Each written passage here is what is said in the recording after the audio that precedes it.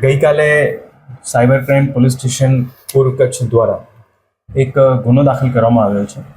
જેમાં ઓવરઓલ જે mule account ખોલીને અને એના એમોથી જે સાયબર ફ્રોડના જે બનાવોને અંજામ આપવાની એક આખી ગેંગ દ્વારા કરવામાં આવેલું હતું,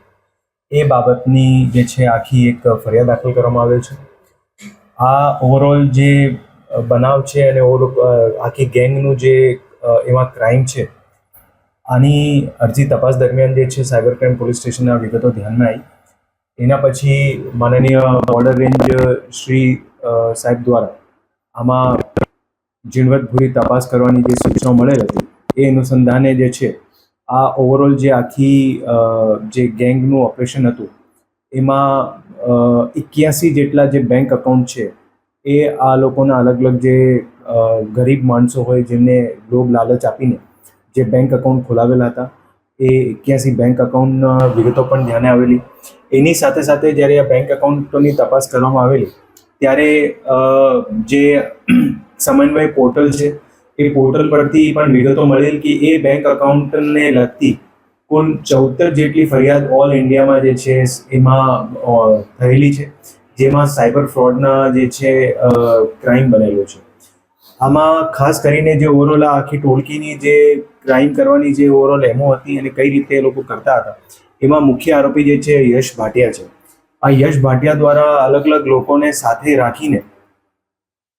સૌથી પહેલાં એક ફ્રોડ પેઢી ઊભી કરવામાં આવતી. આ ફ્રોડ પેઢી ઊભી કર્યા પછી બેંક ખાતાઓ ખોલવામાં આવતા. બેંક ખાતાઓ ખોલાવ્યા પછી એ ખાતાઓની વિગત બીજા લોકોને આપવામાં આવતી, અને પછી જ્યારે પૈસા આમાંથી વિડ્રો થતા તો પછી જે છે એના પેટે કમિશન અને અન્ય પૈસાઓનું જે છે વિતરણ કરવામાં આવતું. આ ઓવરઓલ જે બનાવ જે ગુનો દાખલ કરવામાં આવ્યો છે, એમાં અત્યારે 8 આરોપીઓ વિરુદ્ધ ગુનો દાખલ કરવામાં આવ્યો છે, જેમાં પોલીસ દ્વારા 4 આરોપીઓને ધરપકડ કરવામાં આવેલી છે, જેમાં સૌથી મુખ્ય જે છે યશ ભાટિયા, એમને પણ પકડી પાડવામાં આવ્યું છે. અને એની સાથે સાથે એક જે આરોપી છે એ અત્યારે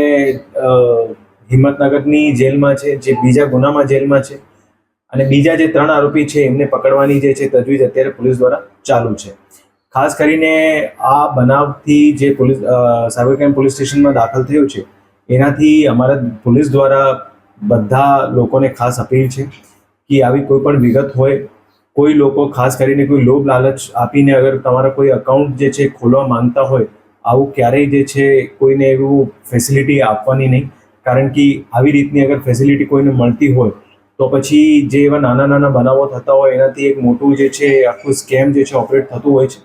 અને આ ઓવરઓલ જે તપાસ જે છે એ તપાસમાં અત્યારે પણ જે છે અમુક વિગતો જે ધ્યાને આવી રહી છે,